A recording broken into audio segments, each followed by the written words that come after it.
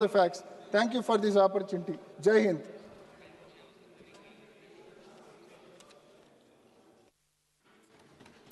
Honorable Chairperson,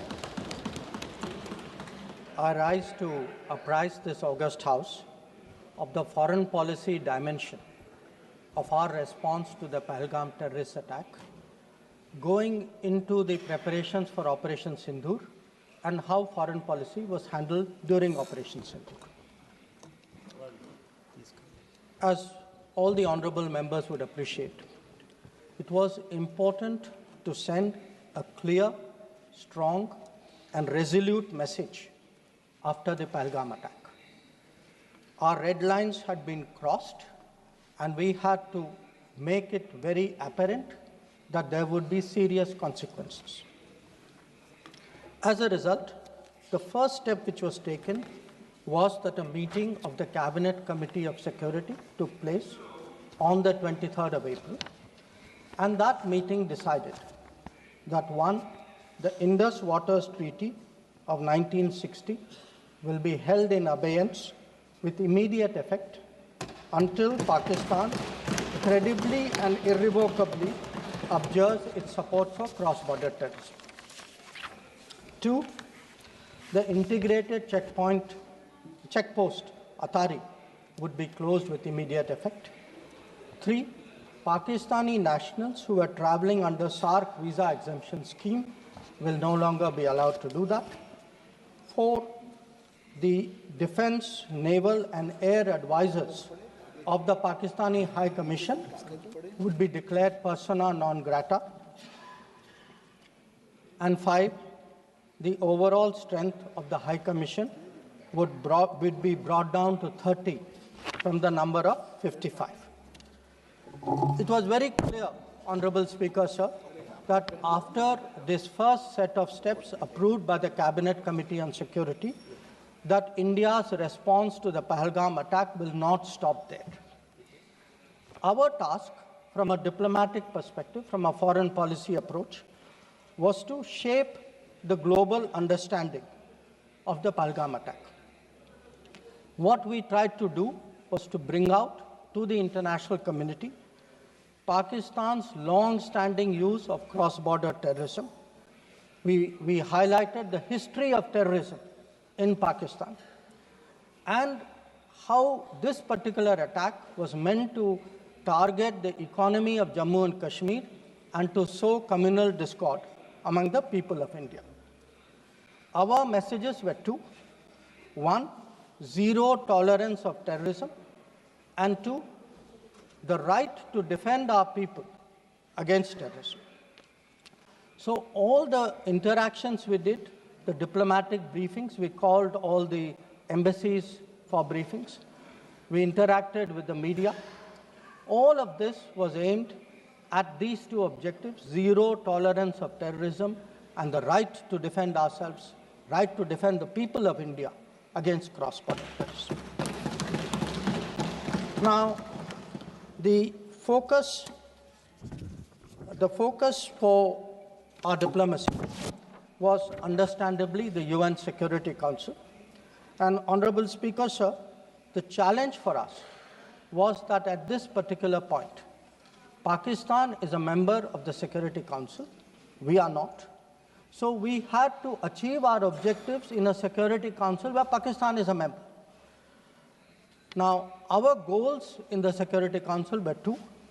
One, to get an endorsement from the Security Council of the need for accountability, and two, to bring to justice those who perpetrated this attack.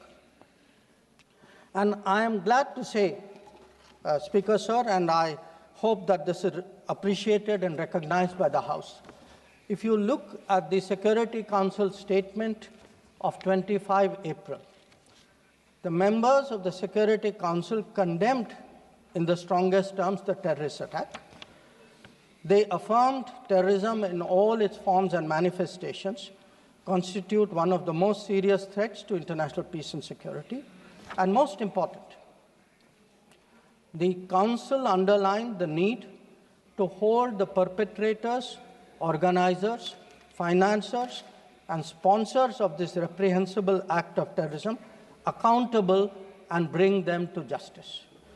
I highlight this, Speaker, sir, because this statement of the UN Security Council resonated throughout the international community.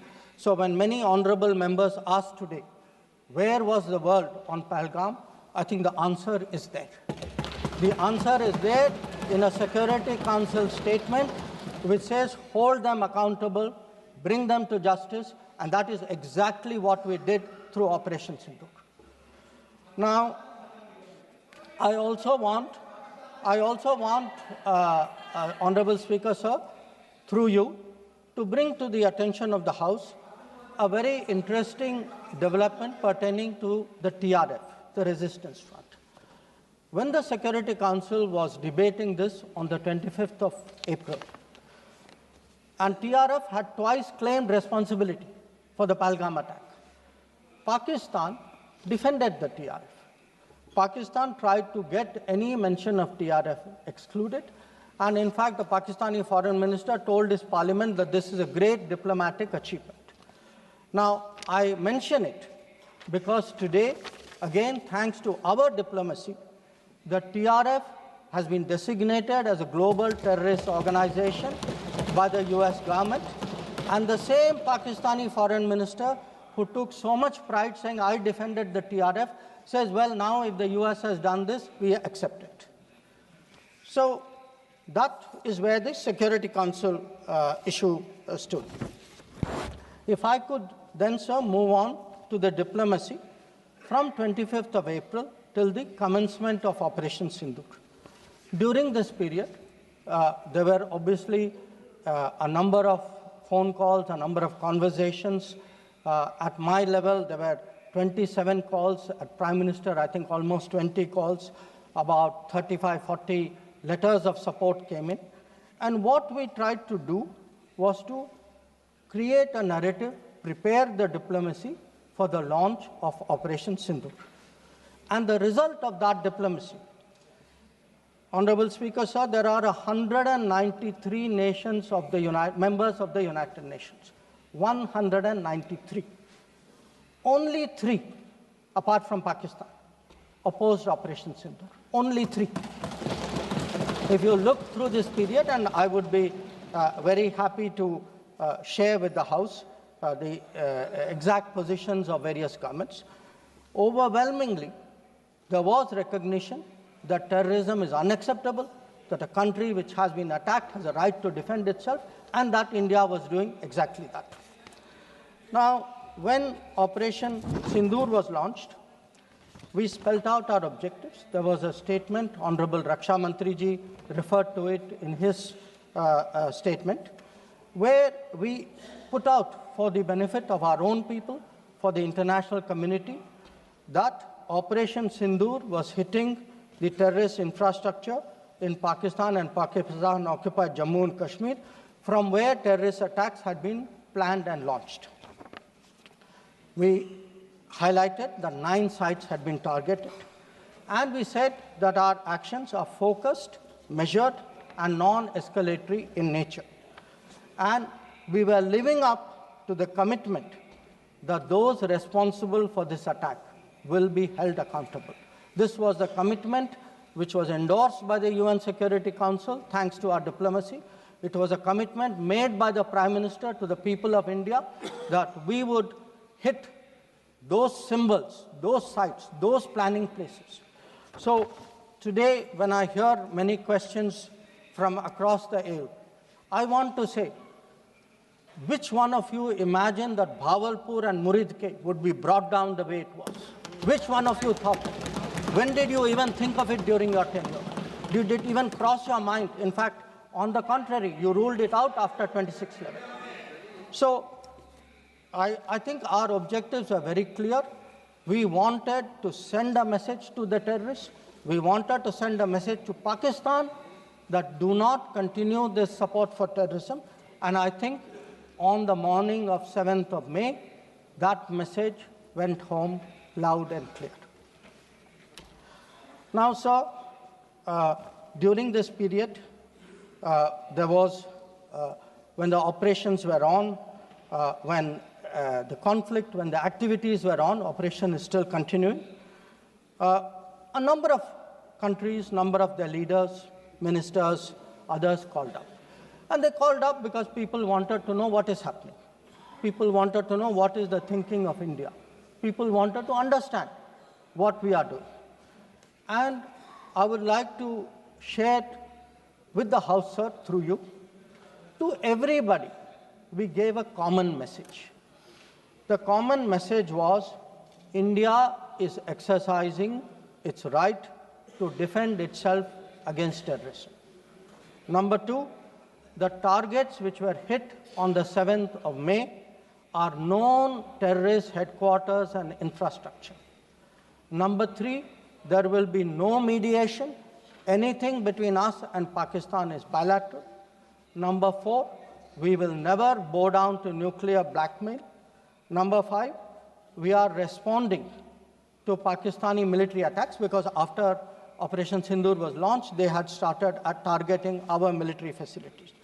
And we will continue to hit the Pakistani military. If the fighting is to stop, Pakistan must request it. And that request must come through the designated channel of DGMOs. This was a common message that we had given to many people who had called us during that period. Our position was very, very clear in how we were approaching the progress of Operation Sindoor. Now, sir, many members asked, some out of genuine curiosity, some perhaps less, what was the international support? How much international understanding was there of India's position? I would like to share with you a sample. So let me start with countries who are known to be partners of India. Quad. Quad gave a statement which says, the Quad unequivocally condemns all acts of terrorism and violent extremism in all its forms and manifestations, including cross-border terrorism. We condemn in strongest terms the terrorist attacks in Pahalgam on 22 April and call for perpetrators, organizers, and financiers of this reprehensible act to be brought to justice without any delay. Now, sir, this is the Quad. Now, let us look at a different grouping, BRICS. Now, BRICS has China as a member, Russia as a member, it has Iran as a member, Brazil, South Africa, Egypt. BRICS also condemned the April 22 attack. It reaffirmed its commitment to combating terrorism, again including cross-border terrorism. Now, I would like members of this House to understand, if India is attacked, if there is a terrorist attack on India and a country says we condemn cross-border terrorism, I think it is obvious to everybody what that cross-border terrorism is. So, I then move on, sir, to the Central Asia. The Central Asian countries opposed providing safe haven using terrorist proxies for cross-border terrorism, for terror financing. Now, I can cite statements from the Indian Ocean Rim Association, from individual countries, range of them. President Putin, for example, has said, he wrote to our president and said, this brutal crime has no justification whatsoever, and its perpetrators will face a deserved punishment. The president of Paraguay has said that he expresses solidarity and recognized India's legitimate right to self-defense. So the main point, the common thread, sir, which I would like to bring out is that number one, a cross-border terrorism across the board has been recognized, all forms and manifestations, opposition to condemnation of Pahalgam terrorist attack, and the right of India to bring people to justice. Now, sir, in addition to that, I would particularly like to mention 2 or 3 other developments. One, the American designation of TRF. On the 17th of July, the Department of State designated TRF as a foreign terrorist organization and a specially designated global terrorist. Now, this comes in the wake of the extradition of Tahawur Rana, who was involved in the 26/11 attack. And when people ask today, how successful is your foreign policy? Where is your diplomacy? I want to say that Tahawur Rana, which many of you tried for so long to get, is finally here because of us. I want to say TRF was designated not because somebody out there made a remark. TRF was designated as a global terrorist organization because our diplomacy persuaded another country to do that. Now, our strong stance has resonated across the world. I was some time ago in Germany, and standing next to me, the German foreign minister said, India has every right to defend itself against terrorism, and Germany will support this fight against terrorism. Similar position has been taken by France. Similar position has been taken by the European Union. So, what I would like to highlight, sir, is that today, where Operation Sindoor is concerned, there has been, the world sees what it is about. The world realizes this is a fight against terrorism. It is felt that India has acted responsibly but firmly. Now, I would like, sir, to address one particular aspect because some members have brought it up. And this is regarding the US activity during this period. Sir, I'd like to inform the House that on the 9th of May, Vice President J.D. Vance called the Prime Minister, warning of a massive Pakistani attack in the next few hours. Prime Minister, in his response, made it very clear that if such an attack happens, it would meet with an appropriate response from our side. Now, sir, that attack took place and was foiled by our armed forces, and I think the House should collectively appreciate the performance of the armed forces in foiling what was a massive attack on the 9th and 10th of May. Now, our response, which the Prime Minister promised, was delivered, and it was delivered with devastating effect. I don't have to say anything. Every member has seen satellite pictures of Pakistani airfields. You can see from the state of those airfields, which shown by the pictures, what was our answer. Now, on the 10th of May, we received phone calls sharing the impression of other countries that Pakistan was ready to cease the fighting. Our position was, if Pakistan was ready, we needed to get this as a request from the Pakistani side through the DGMO channel. That is exactly how that request came.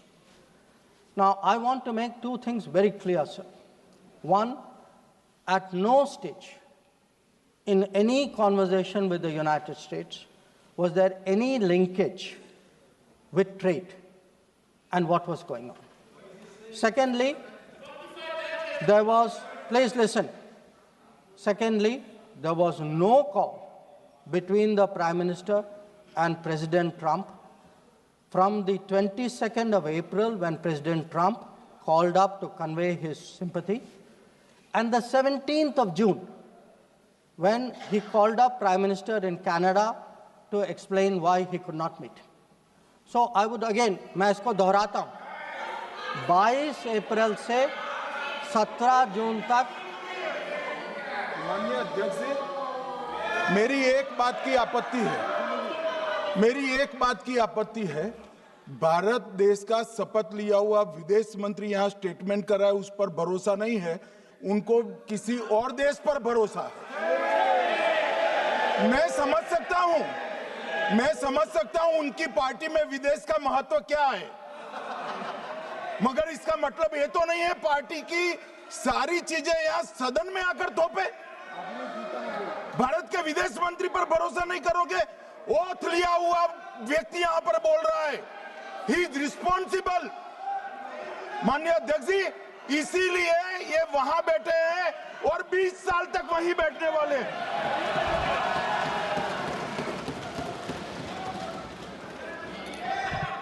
Honorable Speaker, sir, in the course of the debate today, some points were made by members of the opposition. I would like to respond to some of them. We were asked, why did you stop at this time? Why did you not go further? Please see who's asking this question. This question is being asked by people who, after 26/11, felt that the best action was inaction. Now, I would like, sir, to read out, because one member said, nowadays BJP members like reading from books. You get the truth in books. Sometimes you don't like what we read in books. So let me read out, sir, 2 excerpts from a book by the National Security Advisor of the UPA government. After 26/11, a chapter, this is a book called Choices. He says, on sober reflection and in hindsight, I now believe the decision not to retaliate militarily, but to concentrate on diplomatic, covert, and other means was the right one for that time and place. This is what he says. But did he even do that?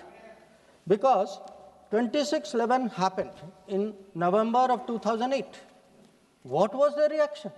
The reaction was Sharm el-Sheikh. Was that diplomatic? Was it covert? Was it military? Now, what did Sharm el-Sheikh do? In Sharm el-Sheikh, the then government and the Pakistani Prime Minister agreed terrorism is a main threat to both countries. Now, today, sir, people are saying, America is hyphenating you, Russia is hyphenating you. That is what I heard Dipinder Huda ji say. Hello, you are hyphenating yourself. I mean, you did not need a foreign country to say, please link India to Pakistan. Your own government was saying, India and terrorism is a main threat to both countries. And then they said, terrorism should not be linked to the composite dialogue. And worst of all, they accepted a reference to Baluchistan in that. Now, here is a country reeling after 26/11. And you are equating Baluchistan and 26/11, what happened in Mumbai, and you are saying that the perpetrator and the victim have both got a problem. And then now you are asking me, why didn't you go further? People who did nothing are asking a government which did so much, saying, why didn't you do more?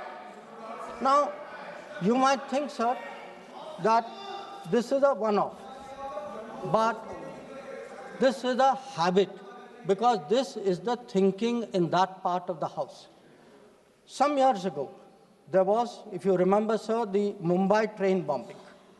The Mumbai train bombing happened in July of 2006. In September of 2006, 3 months after the Mumbai train bombing, at Havana, the UPA government, with its Pakistani counterpart, condemns all acts of terrorism as though we are both again equal, and agrees that it's a scourge that we need to effectively deal with together. And then they directed again resumption of dialogue. So what I want to highlight is, for people who did nothing to have the temerity, the gumption today to ask a government which did so much, which brought down Bhavalpur and Muridke, to say, why didn't you do more? I think it's extraordinary. Now, sir,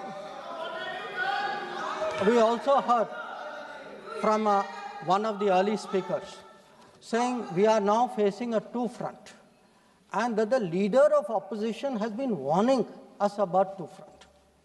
Now, all I can say, sir, is the person who said it, and maybe the leader of opposition, must have missed their history lessons in school. I'll tell you why. Because I would like to walk you through the history of this two front. The two front started because of something called POK. POK was created in 1948-49 by the government of this country by not completing the job of what was to be done. Now, sir, the House should note these dates. The two fronts started 1963, when the Shaksgam Valley was ceded by Pakistan to China as a result of an agreement. Then in 1966, the Karakoram Highway was agreed upon, which took 20 years, was completed in 1986. Now, references were made to China-Pakistan military collaboration. So when did this collaboration start? I'll give you the year, 1966. In 1966, the first Chinese military supplies went to Pakistan. When did nuclear collaboration start? 1976. 1976, when Bhutto arranged for China-Pakistan to get together on this. And in 1980s, when Prime Minister Rajiv Gandhi was visiting China and Pakistan, that was when the nuclear collaboration was at its height. Now, let me go further. You will say, why are you talking history? So let me bring this further up. 2005, Pakistan-China Treaty of Friendship and Cooperation. 2006, Pakistan-China Free Trade Agreement. 2013, handing over of Gwadar to China, Gwadar port to China. May 2013, announcement of China-Pakistan Economic Corridor. So, sir, we are getting warnings about a US-China, Pakistan-China collaboration, when this collaboration has been going on for 60 years. Now, let me also address two other points. There was a reference made to IMF that,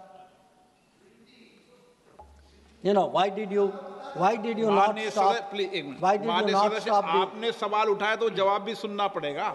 आपने उठाया ना, आपके उपनेता ने उठाया, आपने सुनो जवाब. अब जैसे सवाल करोगे वैसे जवाब सुनने पड़ेंगे.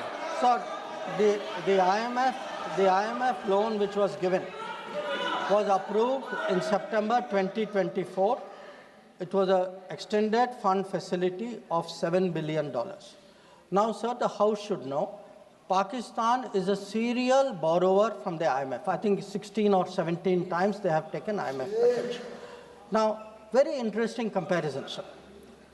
In 2008, Pakistan got a standby arrangement of $9.70 billion. In 2013, it got another one of $5.9 billion.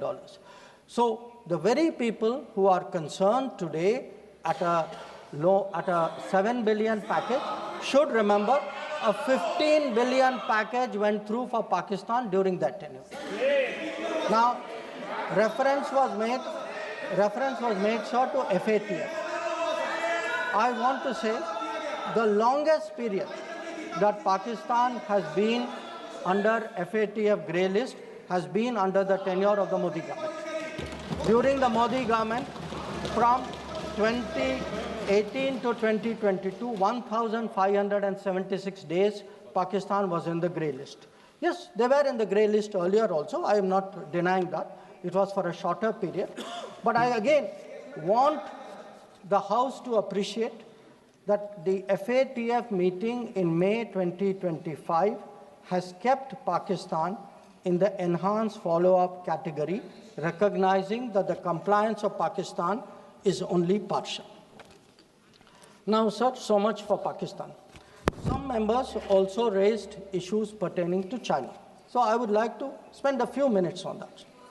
So I would first like the House to appreciate, because today we are getting these lectures saying China is a great danger, China, Pakistan are together, we are warning you. So what does the Congress party really think about China? Don't go by what they say. Let us see what they did. In 2005, China was designated as a strategic partner during Prime Minister Wen Jiabao's visit to India. Strategic partner. And there is a concept, very famous concept called Chindia, sir, a belief that China and India have common interest, and the main proponent of Chindia is the party spokesman of the people opposite. Now, some mention was made about visits, including my visit. Yes, I went to China. I went to China to make our position very clear about de-escalation, about trade restrictions, and about terrorism. I did not go to China for the Olympics. I did not go to China for secret agreements. I did not go.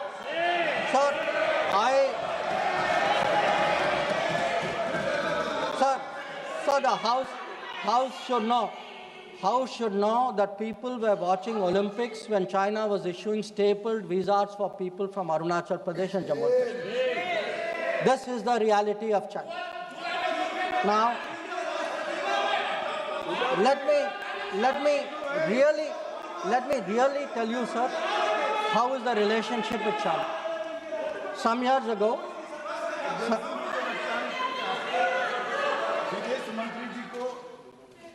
संरक्षण देना चाहिए। उनके speaker जब बोल रहे थे, हम पूरे धैर्य से सुने।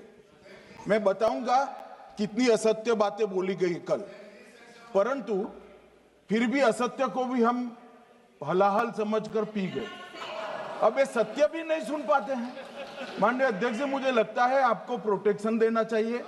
बैठे बैठे टोका टोकी करना सबको आता है, ऐसा नहीं हमें नहीं आता, मगर इतने गंभीर विषय पर चर्चा जब हो रही है तो सरकार के प्रमुख विभाग के मंत्री को बोलते हुए बैठे बैठे टोकना ये विपक्ष को शोभा देता है क्या? मान्यवर, आपने बिल्कुल उनको आग्रह से कहना चाहिए, वरना हम भी हमारे मेंबर को बाद में समझा नहीं पाएंगे।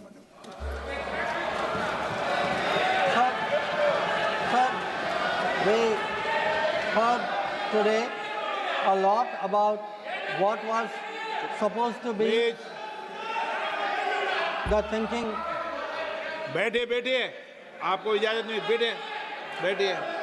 Sir, we heard about warnings about China, cautions about China. You know, China is planning this, China is planning that. But sir, I want to remind this House, Doklam crisis was on. The leader of opposition decided to get a briefing from whom? Not from the government, not from the emir, from the Chinese ambassador. He took his briefing from the Chinese ambassador when our military was confronting the Chinese military in Doklam. So I want to say that I want to say, and this is the political thinking. Let me, sir, give you the economic thinking. In 2006, the UPA government. Please बैठे बैठे टिप्पणी मत कीजिए, आप बहुत कर रहे हो। नहीं, गलत है। बैठिए, बैठे बैठे टिप्पणी मत कीजिए। Sir, in 2006, because I want to illustrate my points with facts. I spoke about political facts. I spoke about border facts. Let me give you an economic fact. What is the economic thinking of the Congress party about China? In 2006, the Congress party agreed to do a regional trading arrangement with China. It was finalized during the visit of President Hu Jintao. A task force was appointed. The task force gave a positive recommendation. Through the efforts of various people, this did not happen. Let me give you the technology side. The very people today who are cautioning us on China are the people who allowed 3G and 4G to come from China. It is this government which made sure there was a made in India 5G. And finally, sir, we keep speaking about the border. The border, if today, whether it is the border with Pakistan, whether it is the border with China or any other border, if our military is today able to stand its ground, the kind of massive deployment that we saw on the China border after 2020, it is because our border infrastructure budget has gone up 4 times. Our tunneling, our road building, our bridging has doubled or tripled. And this is a far cry from the period when the thinking was, let's not develop the border because then the Chinese cannot come there. We had 60 years of neglect of the border. Today, in the last 10 years, that neglect has been reversed. There is still a lot of work to be done. So I think people need to understand. And it's not just in India, sir. We have just come back from Maldives. When I hear comments about foreign policy, yesterday, day before yesterday, the Prime Minister was the guest of honor at the Independence Day of Maldives. This is the country which during their time forced an Indian company to leave an airport. That country today has invited India to build 2 new airports. Look at Sri Lanka. If the Hambantota port was built between 2005 and 2008, and at that time it was actually justified as saying that it has no impact on India's interest. So I want, sir, the House to appreciate that the people who are today claiming to be custodians of national security thinking, who say that they are giving warnings, let us look at the record, let us see what they did when they were in office. But now allow me to come back to Operation Sindoor. So I want, sir, to conclude by saying this. The challenge of cross-border terrorism continues, but Operation Sindoor marks a new phase. There is now a new normal. The new normal has 5 points. 1, terrorists will not be treated as proxies. 2, cross-border terrorism will get an appropriate response. 3, terror and talks are not possible together. There will only be talks on terror. 4, not yielding to nuclear blackmail. And finally, terror and good neighborliness cannot coexist. Blood and water cannot flow together. This is our position. So let me conclude, sir, by recognizing the role which this body and the upper house has played during this period in explaining our national position and our national interest on Operation Sindoor. We had, sir, 7 parliamentary delegations which went to 33 countries. Some comments were made about those delegations. I have to tell the honorable member, Arvind Sawantji, I'm sorry, you are completely misinformed. Those delegations were received with great honor. In many cases, the foreign minister of the country met them. Please look at the tweets of people sitting next to you. That itself will tell you. And इनके बगल वालों से पूछ ले वे जानकारी. Sir, these 7 delegations, the delegation led by Jaishankar Prasad ji, by Shashi Tharoor ji, by Baijan Panda ji, by Sanjay Kumar Jha ji, by Kannimori ji, by Supriya Sule ji, and by Shrikant Eknath Shinde ji. So these 7 delegations did the nation proud.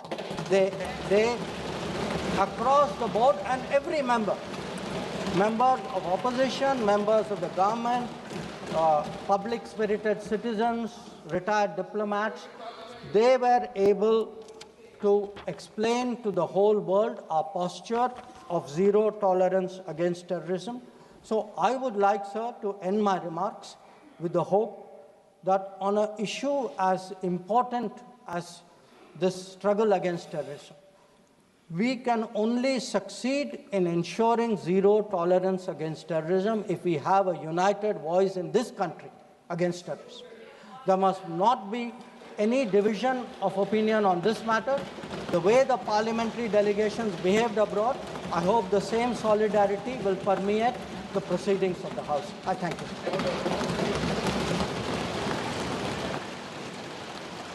Shri Mia Altaf